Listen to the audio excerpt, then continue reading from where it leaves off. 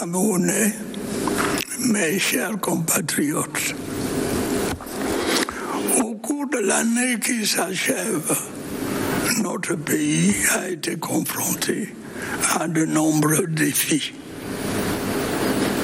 Certains d'entre eux procèdent d'un contexte international de plus en plus difficile. D'autres relèvent de contraintes purement internes, anciennes pour la plupart.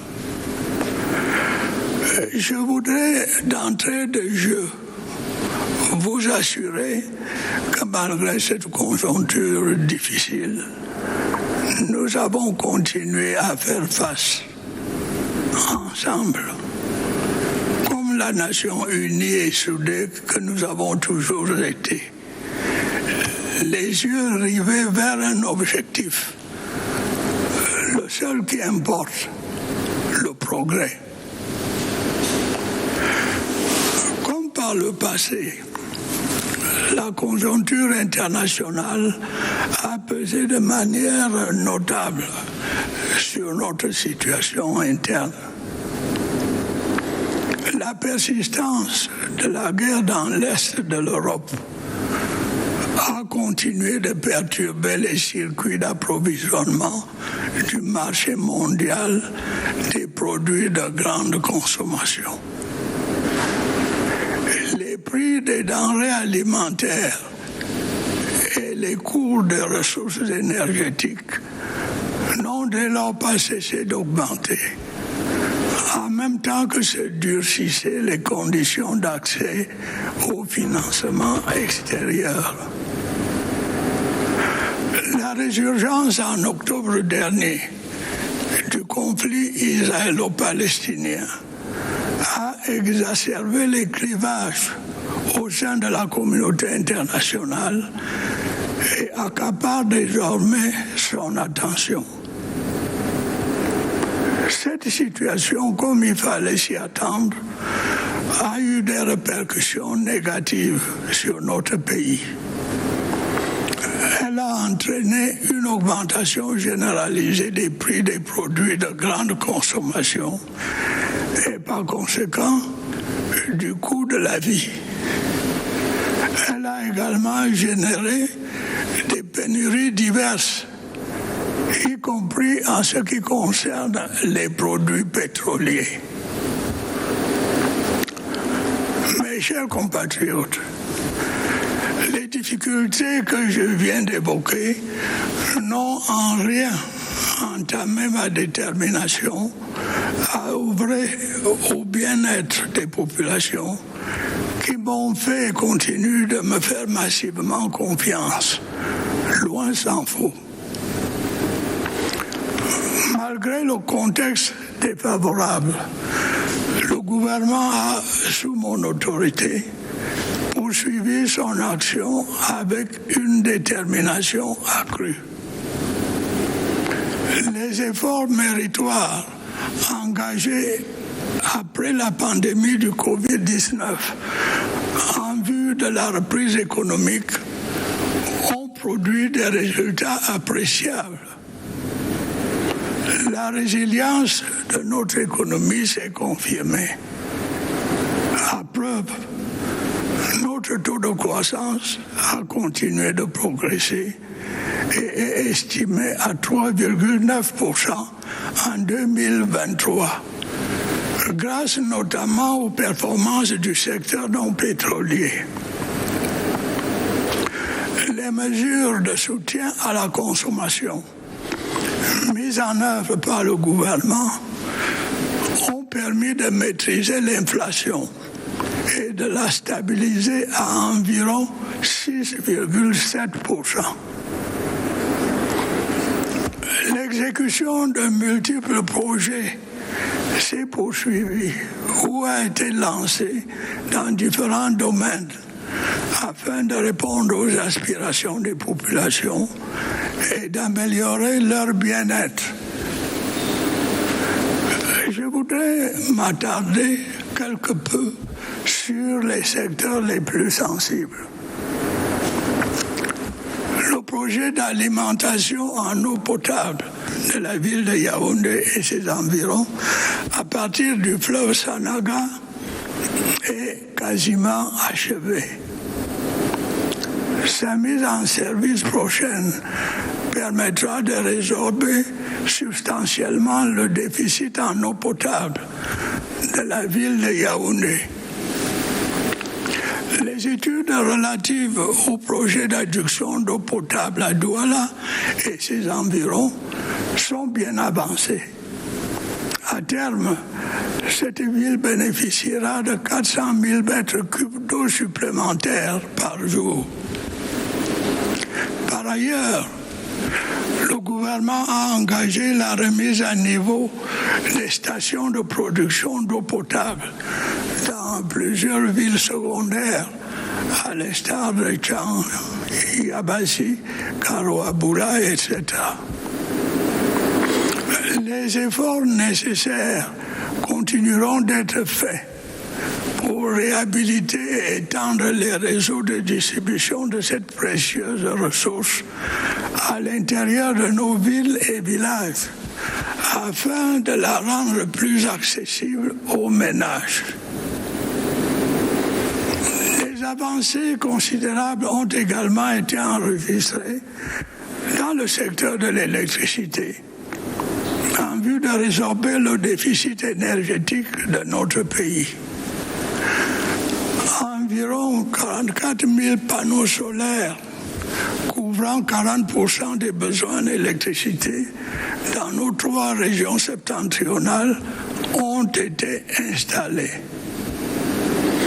Le barrage de Naktigal, d'une capacité de 420 MW, sera mis en service dans quelques jours. L'usine des pieds du barrage hydroélectrique de Lompanga sera également opérationnelle en 2024. Elle permettra d'accroître l'offre énergétique dans la ville de Bertoua et ses environs. Plusieurs autres projets d'ouvrages hydroélectriques sont également envisagés ou en train d'être lancés. Il s'agit notamment des barrages de Kikot, de Mikouba, de Grand Téouin et de Biné à Warak. À terme, la capacité installée de tous ces ouvrages va assurer à notre pays l'autosuffisance en matière d'énergie électrique. Elle nous fera en plus accéder au statut envié de pays exportateur d'électricité. Mes chers compatriotes, je sais à quel point les coupures récurrentes d'eau et d'électricité impactent votre quotidien et perturbent vos activités. J'ai pu vous assurer que le gouvernement ne ménage aucun effort pour améliorer la situation dans ces secteurs névralgiques. J'ai prescrit à mes services de veiller auprès des administrations concernées à la célérité tant des procédures administratives que de la recherche des financements y afférents. Les mêmes instructions ont été données s'agissant de la nécessaire amélioration de la situation de nos infrastructures routières. Cette problématique, vous devez le savoir, est au centre de mes préoccupations. Les défis en la matière sont nombreux. L'insuffisance des ressources financières en étant l'un des plus aigus. Il me plaît toutefois de constater que dans ce secteur également, nous progressons inexorablement. Je me réjouis ainsi de ce qu'au cours de l'année qui s'achève, plus de 700 km de routes ont été bitumées ou réhabilitées sur toute l'étendue du territoire national. De nombreux ouvrages d'art ont également été construits à cette occasion. Les travaux de construction de la boucle de la Léquier, ainsi que des routes Kumba et Kondotiti et Babajou-Bamenda ont démarré et vont se poursuivre à un bon rythme. S'agissant de la route Bolva-Kribi, les négociations avec les bailleurs de fonds qui ont longtemps achoppé sur les questions environnementales sont finalement en train d'aboutir. Toutes les dispositions nécessaires seront prises pour que la construction de cette route, tant attendue par les populations concernées, démarre effectivement en 2024. J'ai récemment donné des instructions en vue de la réhabilitation de la route Gaoundéré-Garoua. Les négociations se poursuivent également avec nos partenaires financiers en vue de l'achèvement des travaux de construction de la route Mora-Dabanga-Kousseri et de la réhabilitation des routes Edéakribi et Douala-Bafoussam. La réflexion des voiries urbaines se poursuit dans les villes de Maroua et de Ngaoundéré. Le programme y afférent va s'étendre à d'autres capitales régionales. Les projets autoroutiers ne seront pas en reste au cours de l'année qui s'annonce, avec notamment le démarrage de la construction de la section urbaine de l'autoroute Yaoundé-Simalène et celui de la phase 2 de l'autoroute Yaoundé-Douala. En outre, face à la dégradation de la situation en la matière, j'ai prescrit au gouvernement de trouver en urgence une solution pérenne au problème du ramassage des ordures ménagères dans nos villes, en collaboration avec les communes et les communautés urbaines. Camerounaises, Camerounais, mes chers compatriotes, au cours des dernières semaines, vous avez été confrontés à une pénurie de produits pétroliers qui vous a causé de nombreux désagréments. Pour faire face à cette situation, j'ai prescrit au gouvernement des mesures urgentes permettant d'assurer l'approvisionnement continu du marché. Les difficultés du secteur sont toutefois plus larges et plus complexes. Vous devez savoir que dans le but de maintenir les prix à la pompe à leur niveau actuel, qui est largement inférieur à celui pratiqué dans les pays voisins, l'État doit, au prix d'importants efforts financiers, fortement subventionner les importations de produits pétroliers. Le poids de ces subventions pèse lourdement sur notre budget et rétrécit considérablement les ressources dont nous avons le plus grand besoin pour apporter des réponses aux autres problèmes auxquels nos populations sont confrontées. L'année dernière, le gouvernement a été amené à procéder à un léger relèvement des prix des carburants à la pompe. Grâce à cette mesure, la subvention des produits pétroliers, qui était de plus de 1000 milliards de francs CFA en 2022, a été réduite à environ 640 milliards de francs CFA en 2023. Cependant, cette subvention continue de peser significativement sur le trésor public. Nous n'aurons très certainement pas d'autre choix que de la réduire de nouveau. Nous verrons néanmoins à ce que les ajustements nécessaires n'impactent pas substantiellement le pouvoir d'achat des ménages. À terme, la réhabilitation de la Sonara, dont j'ai prescrit l'accélération, devrait contribuer à améliorer la situation dans le secteur. Mes chers compatriotes, il est loisible de constater que malgré la bonne volonté des pouvoirs publics, la mise en œuvre des différents projets devant permettre de répondre aux aspirations de nos populations se heurte à une contrainte majeure, celle de l'insuffisance des ressources financières nécessaires. C'est la raison pour laquelle je n'ai de cesse de prescrire au gouvernement la rationalisation des dépenses publiques, de même que la recherche des voies et moyens supplémentaires d'accroître les ressources publiques. S'agissant de la réduction des dépenses publiques, j'ai fermement réitéré au gouvernement mes instructions antérieures visant à réduire les dépenses de fonctionnement. La lutte contre la corruption et les détournements de deniers publics est très clairement un impératif pour la préservation des ressources publiques.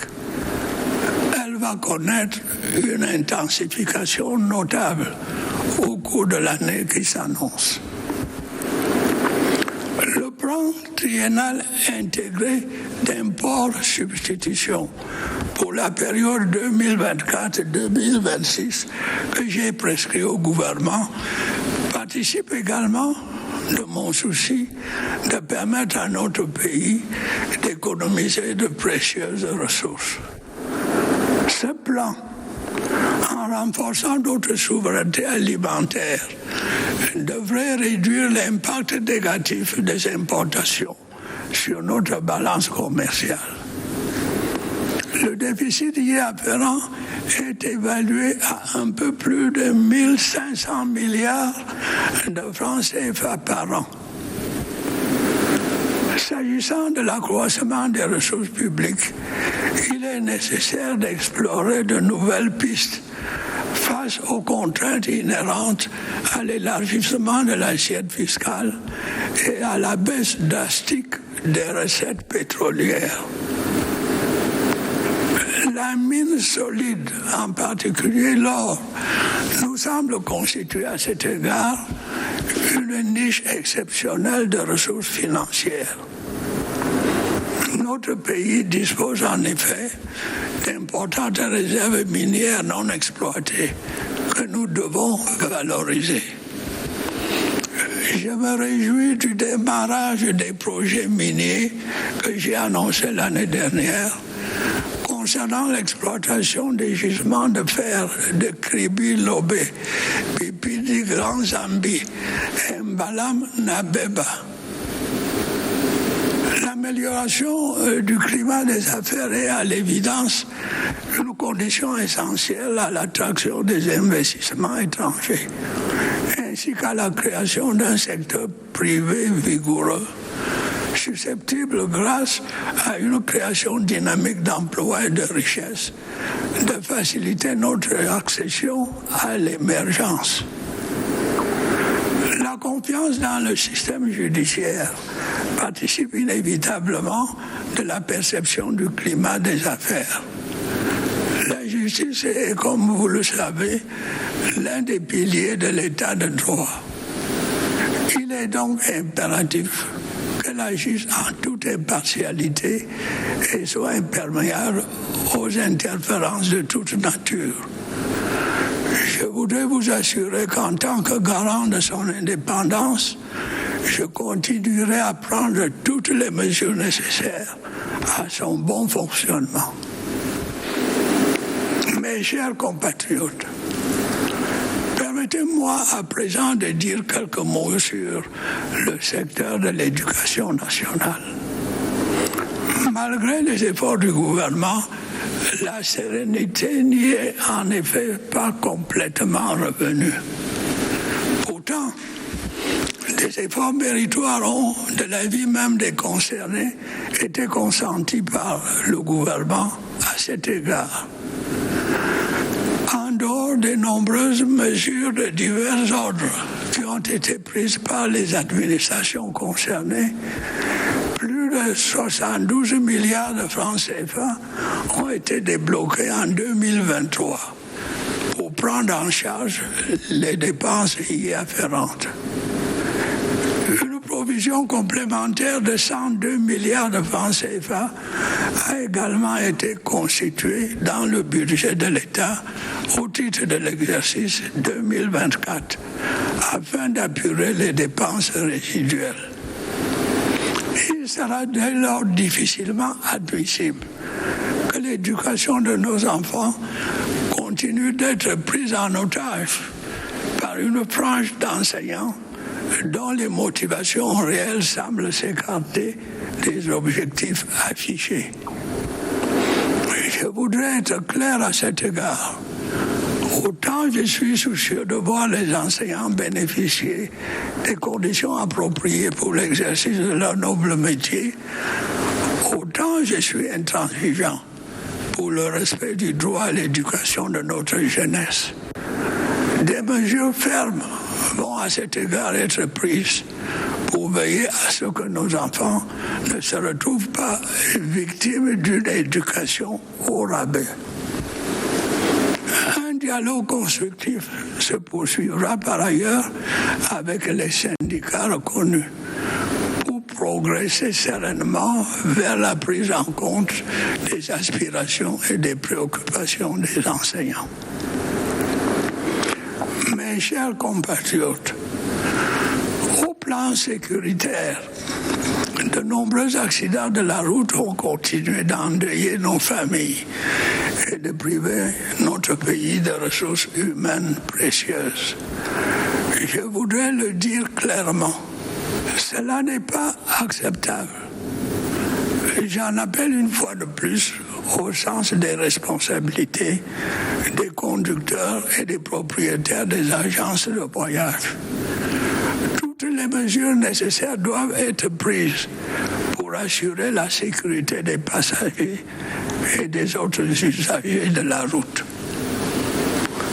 Le gouvernement, pour sa part, va renforcer ses efforts en ce qui concerne l'amélioration de l'état du réseau routier, mais aussi pour ce qui est de l'application vigoureuse des mesures nécessaires de prévention et de répression. Mes chers compatriotes, grâce à la collaboration active des populations avec nos forces de défense et de sécurité, la situation dans les régions du nord-ouest, du sud-ouest et de l'extrême nord s'est significativement améliorée. Elle permet désormais la mise en œuvre sereine des plans de reconstruction et de développement des dites régions. Les exactions criminelles des terroristes n'ont cependant pas totalement disparu. Les populations civiles en sont malheureusement les principales victimes. La ville de Bamfé a été, le 6 novembre 2023, le théâtre du massacre barbare d'une vingtaine de civils en pleine nuit. Je condamne avec la dernière énergie de telles atrocités qui défient la raison et qu'aucune cause ne saurait justifier. J'encourage nos concitoyens des régions en proie au terrorisme à continuer de collaborer avec les forces de défense et de sécurité, dont je salue la bravoure et le professionnalisme. Je réitère à l'endroit des groupes armés mon appel à déposer les armes et à rejoindre les centres de désarmement, de démobilisation et de réintégration. Je note avec satisfaction qu'un nombre croissant de ces combattants a effectivement répondu à cet appel ces dernières semaines. Quant à ceux qui persistent dans la voie criminelle, qu'il s'agisse du terrorisme ou du grand banditisme, le sort qui les attend n'est pas enviable. Ils doivent savoir que notre volonté inébranlable d'assurer la sécurité de nos concitoyens ne faiblira pas. Camerounais, mes chers compatriotes, dans quelques semaines, nos chers lions indomptables participeront à la 34e édition de la Coupe d'Afrique des Nations de football qui se déroulera en Côte d'Ivoire. Je voudrais, en votre nom à tous, leur prodiguer tous nos encouragements et leur demander de défendre, comme par le passé, le drapeau de leur pays avec bravoure et honneur. Je vous souhaite à toutes et à tous une bonne et heureuse année 2024. Vive la République, vive le Cameroun.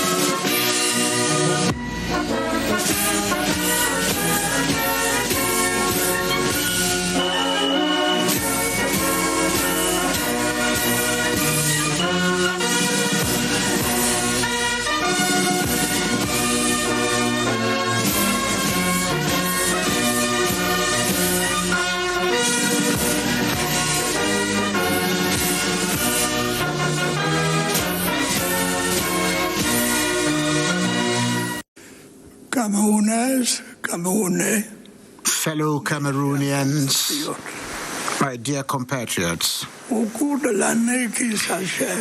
the past year, which is drawing to an end, our country has been faced with numerous challenges. Some of them result from an increasingly difficult international context. Others are due to purely domestic issues, most of which are long-standing.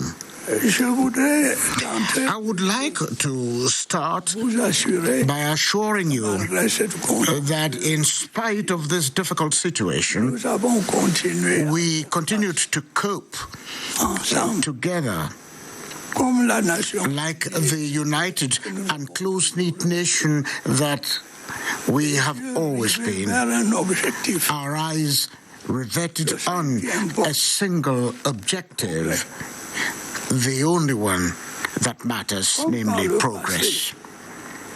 As in the past, the said international context weighed heavily on our internal situation.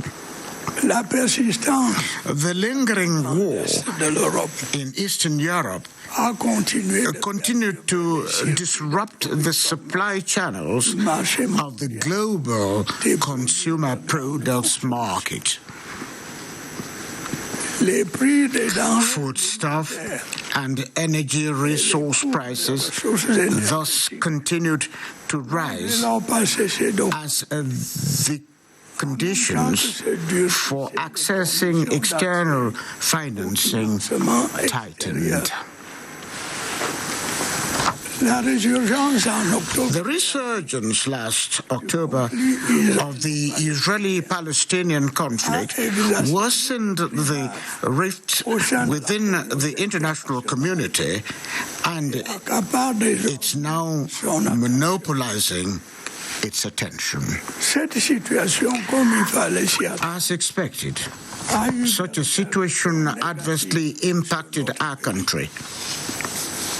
It led to a general price hike in consumer products and, consequently, the most and cost of living.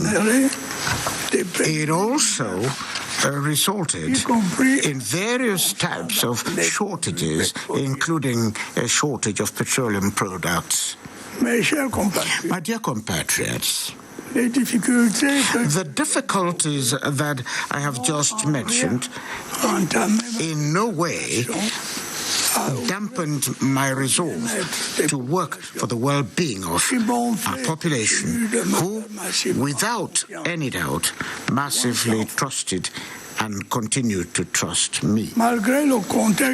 Despite the unfavorable context, the government, under my authority, continued to in action with greater determination. The laudable efforts made following the COVID-19 pandemic to ensure economic recovery yielded appreciable outcomes. The resilience of our economy was confirmed. Proof of this is our growth rate continued to progress and was estimated at 3.9% in 2023, thanks notably to the performance of the non-oil sector. The consumption support measures implemented by government helped to contain and stabilize inflation at about 6.7%. The implementation of various projects was continued or launched to meet the aspirations of the people and improve their well-being. I would like to dwell for a moment on the most sensitive sectors. The project to supply drinking water to the city of Yaoundé and its environs from the river Senegal is virtually completed. Its imminent commissioning will help to substantially reduce the drinking water deficit in the city of Yaoundé. Studies on the project to supply drinking water to the city of Douala and its environs are well advanced. In the long run, the city will be supplied an admittable 400,000 cubic meters of water supply. Moreover, the government has embarked on upgrading drinking water production stations in several secondary towns like Chang, Yabasi, Garwa, Bulai, etc. The requisite efforts will continue to be deployed to rehabilitate and extend the distribution networks of this precious resource in our towns and villages to make it more accessible to households. Major strides were also made in the electricity sector to reduce our country's energy deficit. About 44,000 solar panels have been installed in the 3 northern regions, covering 40% of electricity needs in the said regions. The 420 megawatt Nastigal Dam will be commissioned in the coming days. The Lompangar Dam plant will also be operational in 2024. It will help to increase energy supply in the town of Betwa and its environs. Several other hydropower facility projects are also planned or being launched. These include the Kikot, Mikuma, Grand Eweng, and Bini Awarat dams. In the long term, the installed capacity of all these facilities will secure our country's electric energy self-sufficiency. Additionally, it will make us reach the enviable status of electricity explaining our country. My dear compatriots, I'm aware of the extent to which the frequent water and electricity cuts are impacting your daily life and disrupting your activities. I can assure you that the government is sparing no effort to improve the situation in these core sectors. I have instructed my office to ensure celerity in administrative procedures and in sourcing for related financing by the relevant ministries. The same instructions have been given with respect to the need to improve the situation of our road infrastructure. As you must be aware, this problem is at the core of my worries. The related challenges are multiple. The most acute of them being the inadequacy of financial resources. However, I am pleased to note that we are also making relentless progress in this sector. I am therefore satisfied that during the year ending, over 700 kilometers of roads were asphalted or rehabilitated nationwide. Several related highways engineering structures were also built in the process. Construction works on the Leke Loop, as well as the Kumba Ekondotiti and Babaju Bamenda roads are ongoing and will be continued at a satisfactory pace. Regarding the Ebolova-Kribi Road, negotiations with donors, which for long were stalled by environmental issues, are finally being concluded. All the requisite measures will be taken to ensure that the construction of this road, so eagerly awaited by the population concerned, effectively starts in 2024. I recently issued instructions for the rehabilitation of the Ngaundere-Garwa road. Negotiations are also ongoing with our financial partners for the completion of the construction works on the Mora-Dabanga-Kuseri road and the rehabilitation of the Edea-Kribi and Douala-Bafoussam road. The repair of urban road networks is continuing in towns of Marwa and Gaundere. The related program will extend to other regions. Motorway projects will not be left out during the coming year, with particularly the launching of the construction of the urban sector of the Yaoundé-Simaleng motorway and that of phase 2 of the Yaoundé-Douala motorway.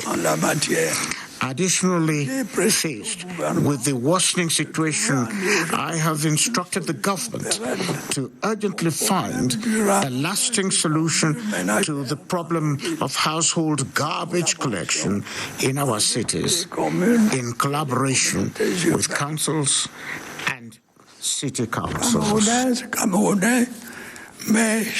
Fellow Cameroonians, my dear compatriots, over the past 3 weeks, you were faced with a shortage of petroleum products, suffering many inconveniences as a result. To address this situation, I have instructed instructed the government to take urgent measures to ensure constant supply of the market.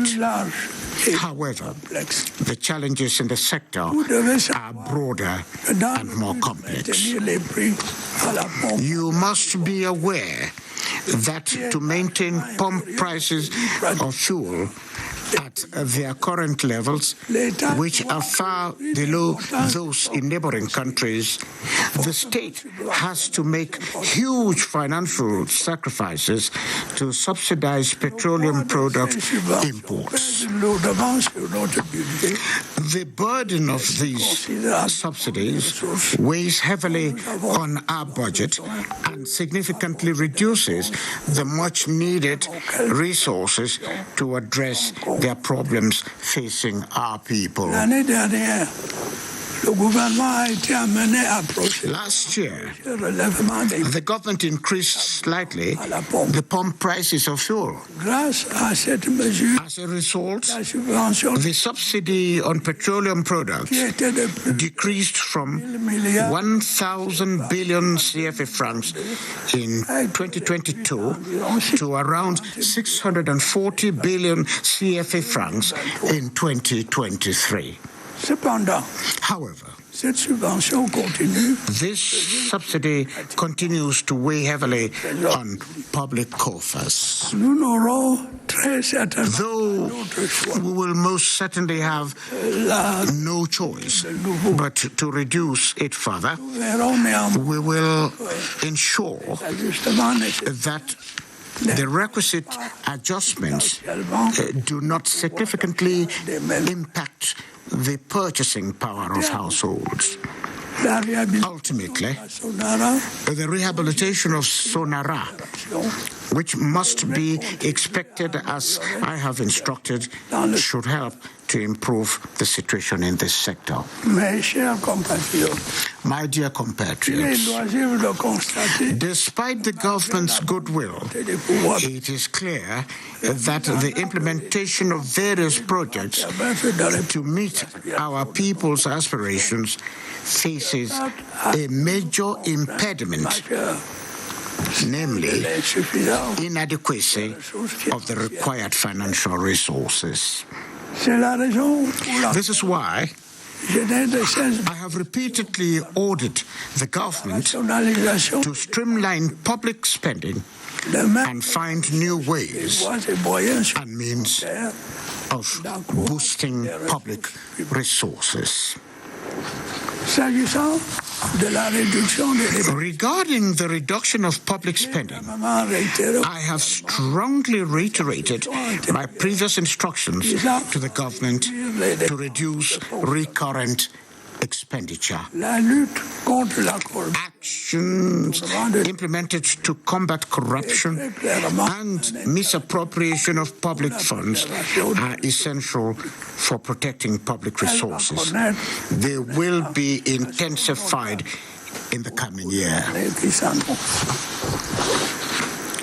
The 3-year integrated import substitution plan of 2024 to 2026, which I have instructed the government to implement, is also part of my effort to enable our country to save on these precious resources. This plan should help to reduce the negative impact of imports on our trade balance by strengthening our foreign sovereignty. Its deficit is estimated at just over 1,500 billion CFA francs per year. To increase such resources, there is a need to explore new avenues given the constraints of broadening the tax base and the slump in oil revenue. In this regard, solid minerals, especially gold, appear to be an excellent niche for financial resources. Our country is richly endowed with minerals, resources, and need to be exploited. I am delighted that the mining project I announced last year for the development of the Kribi Lobe, Bipindi, Grand Zambi, and Mbalam Nabeba iron ore deposits have been launched.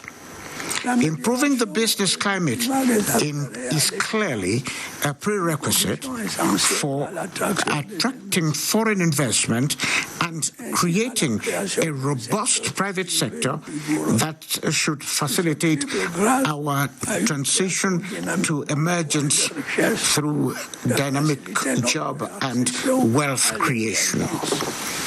Trust in the judicial system is inevitable for perception of the business climate. As you are aware, the judiciary is one of the pillars of the rule of law. Therefore, it is imperative that it should act with complete impartiality and should be impervious to any interference. I would like to assure you that as guarantor of the independence, I will continue to take drastic measures against that. My dear compatriots, allow me to say a few words about the national education sector. Despite the government's effort, calm has been fully restored therein. Yet, according to stakeholders, the government has made commendable efforts in this regard. In addition to the various types of measures taken by the relevant ministries, more than 72 billion CFA francs was disbursed in 2023 to cover related expenses. An additional amount of 102 billion CFA francs has also been provided in the state budget for the 2024 financial year to cover residual expenditure. Therefore, it will be difficult for us to accept that a handful of teachers who seemed to have ulterior motives should continue to hold our children's education hostage. Let me be clear on this issue. As much as I am committed to ensuring that teachers practice their noble profession under appropriate conditions, I am equally uncompromising about respect for the right of our young people to education. Strong measures will be taken to ensure that our children do not fall victim to substantial education. Constructive dialogue will also be pursued with the recognized trade unions to address the aspirations and concerns of teachers in a peaceful manner. My dear compatriots, regarding safety, numerous road accidents continue to plunge families into mourning and rob the country of precious human resources. I want to make it clear that this is unacceptable. Once again, I appeal to the sense of responsibility of drivers and bus service operators. All necessary measures must be taken to ensure the safety of passengers and other road users. The government, for its part, will not only step up efforts to improve the state of the road network, but will also rigorously apply the necessary preventive and repressive measures. My dear compatriots, thanks to the people's active cooperation with our defense and security forces, the situation in the northwest, southwest, and far north regions has improved significantly. It is now possible to calmly implement the reconstruction and development plans for the said regions. However, atrocities committed by terrorists have not completely disappeared. Unfortunately, civilians are the main victims. On the 6th of November 2023, the town of Manthi was the scene of a barbaric massacre of some 20 civilians in the middle of the night. I strongly condemn such atrocities which defy reason and have no justification whatsoever. I encourage our fellow citizens in the regions affected by terrorism to continue to cooperate with the defense and security forces, whose courage and professionalism I salute. I reiterate my appeal to armed groups to lay down their arms and join disarmament, demobilization, and reintegration centers. I am pleased to note that an increasing number of these combatants have responded to this call in recent weeks. For those who persist in criminal activity, be it terrorism or organized crime, the fate that awaits them is not enviable. They must know that our firm determination to ensure the security of our fellow citizens will never falter. Fellow Cameroonians, my dear compatriots, in a few weeks, our beloved indomitable Lions will participate in the 34th edition of the Africa Cup of Nations in Côte d'Ivoire. On behalf of you all, I would like to encourage and urge them to defend our country's flag with courage and honor as they have in the past. I wish you all a happy new year, 2024. Long live the Republic. Long live Cameroon. Vive la République. Vive le Cameroun.